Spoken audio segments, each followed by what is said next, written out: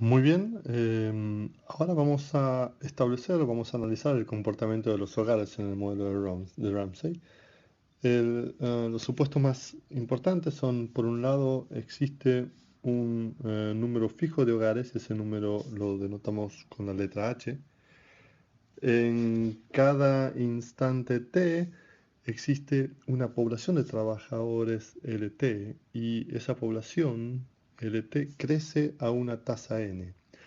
Noten que esto, combinando estos dos supuestos, lo que decimos es que en cada hogar, en cada instante de tiempo LT, existen LT partido en H personas. Igualmente, noten que al crecer LT, lo que estamos diciendo es que el tamaño de cada hogar crece en el tiempo, ¿sí? Adicionalmente, cada trabajador en el hogar provee una unidad de trabajo en cada instante T.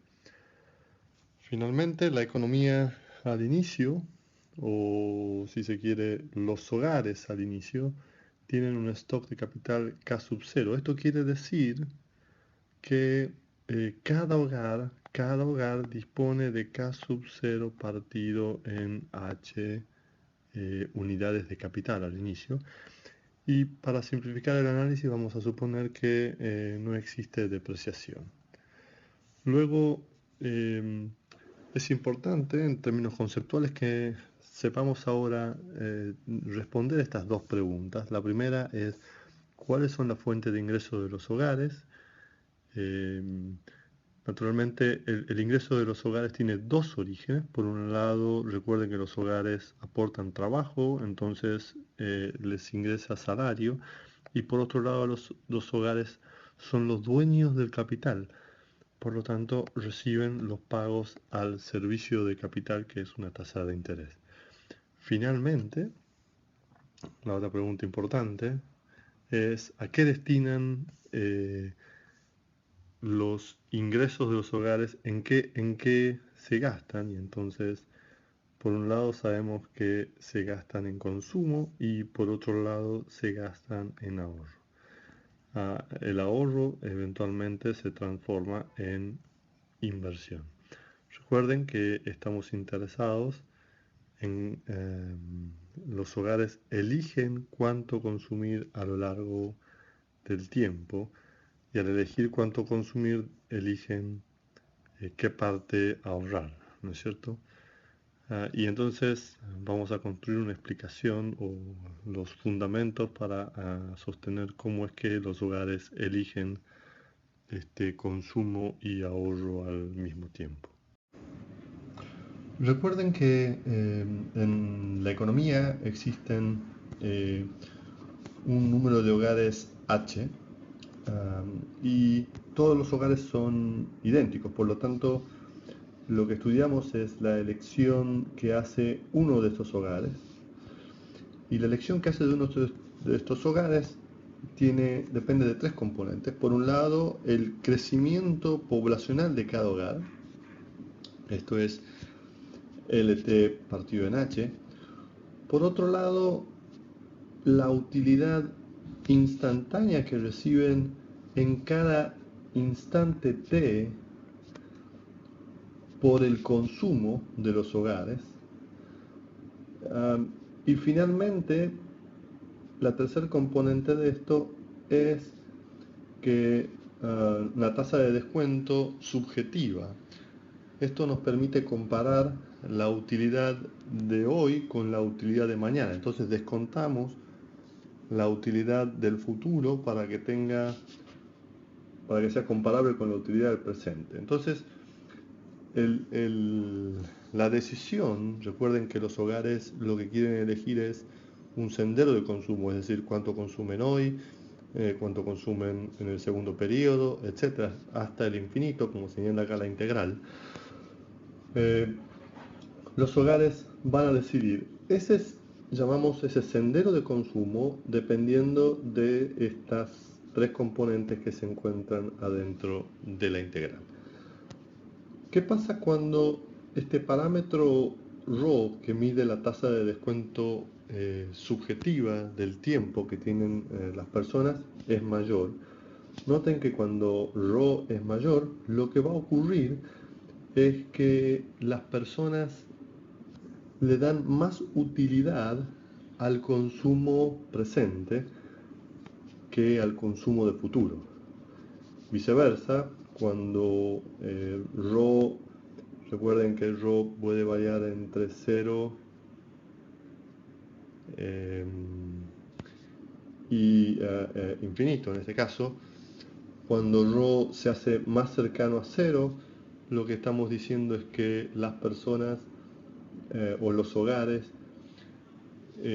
no pesan tanto el consumo futuro, o si bien es más importante el consumo presente, el consumo futuro también les importa, y por lo tanto tenderán a tener un sendero de consumo más o mejor distribuido en el tiempo. En particular, en relación a la función de utilidad instantánea, que le da cuál es la utilidad de cada miembro del hogar por consumir CT en un momento, lo que vamos a asumir es que esa función de utilidad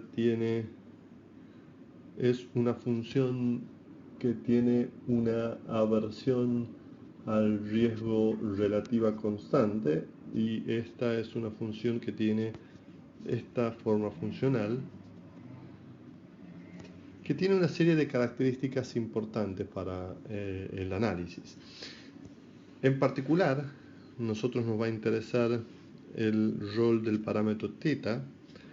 El parámetro θ de alguna manera captura la disposición que tienen los hogares a mover el consumo a través del tiempo. Cuando θ es muy cercano a cero, lo que decimos es que los individuos tienen una buena disposición a mover el consumo a través del tiempo. Ellos pueden pasar, por ejemplo, una cantidad de consumo en el periodo 1 hacia una cantidad en el periodo de consumo 2. Sin problema. El grado de sustitución es importante, y pasar consumo de un periodo a otro no significa una gran pérdida de utilidad. Mientras que cuando θ se hace más grande, lo que decimos es que las personas hacen más difícil, o les cuesta bastante más mover consumo de un periodo a otro, lo que significa es que la pérdida de utilidad por mover el consumo de uno a otro es mayor en este caso. Entonces, esta es una interpretación importante del parámetro θ en esta función de utilidad que conocemos como una función de utilidad con adversión al riesgo relativo constante. La restricción presupuestaria de los hogares es bastante simple. Noten que lo que la restricción nos dice es que la suma de todos los gastos en consumo que hacen los hogares a través de toda su historia, desde T0 hasta infinito, debe ser menor o igual que la suma de todos los ingresos que tienen los hogares por el salario, más el ingreso que tiene origen en el stock de capital inicial. Recuerden que, ¿por qué tomamos capital inicial? Porque estamos tomando todos los gastos de consumo y todos los ingresos de salario lo tomamos a valor presente.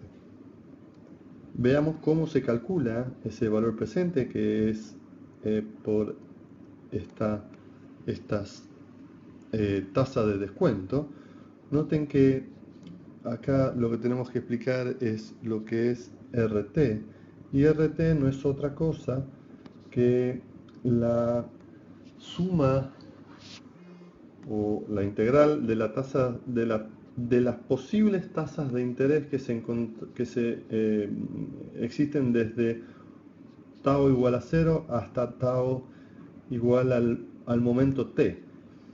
Entonces recuerden que las tasas de interés pueden ir variando en el tiempo, entonces básicamente lo que decimos es que la tasa de descuento va a ser la consecuencia de todas las tasas, de todas las variaciones de las tasas de interés que tuvo desde el tiempo 0 hasta el tiempo t. Y eso es la tasa de descuento que se aplica a todo el gasto en consumo y a todos los ingresos por salario que tiene la familia a través del tiempo. Noten en el caso particular en que no hubiese variaciones, el caso donde, es decir, que esta tasa de interés fuera constante y siempre igual a R, lo que tendríamos es que R de t sería igual a t veces la tasa de interés que no ha tenido variaciones. Noten que podemos simplificar la restricción presupuestaria partiendo de la restricción que acabamos de ver.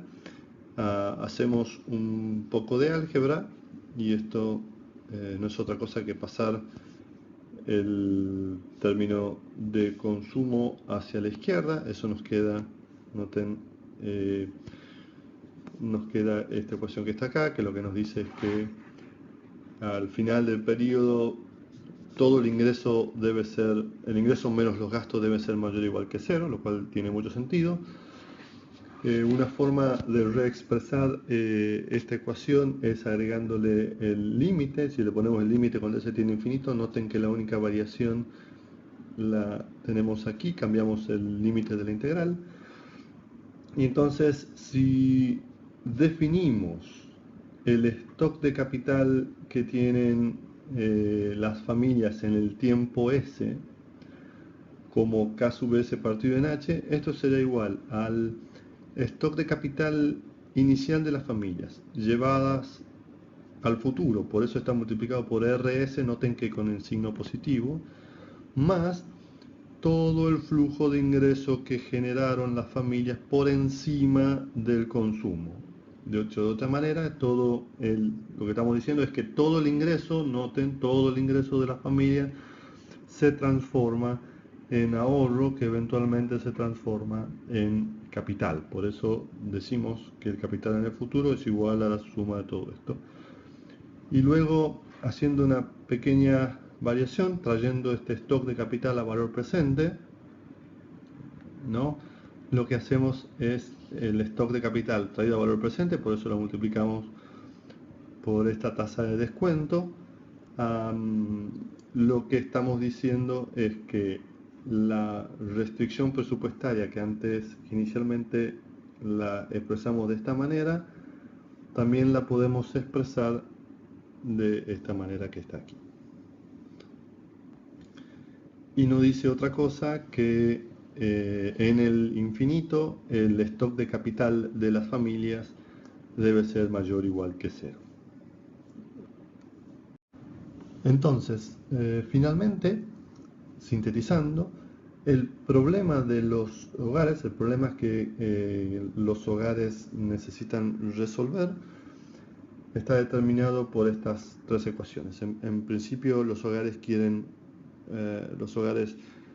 intentan maximizar esta utilidad eligiendo, recuerden por favor, eligiendo un sendero de consumo, y esto es lo que eligen, sujetos a esta restricción presupuestaria que no dice otra cosa que el gasto en el cual incurren los hogares debe ser menor o igual que el ingreso que obtendrán desde su trabajo y desde el stock de capital que disponen, y finalmente asegurándonos esta condición de transversabilidad que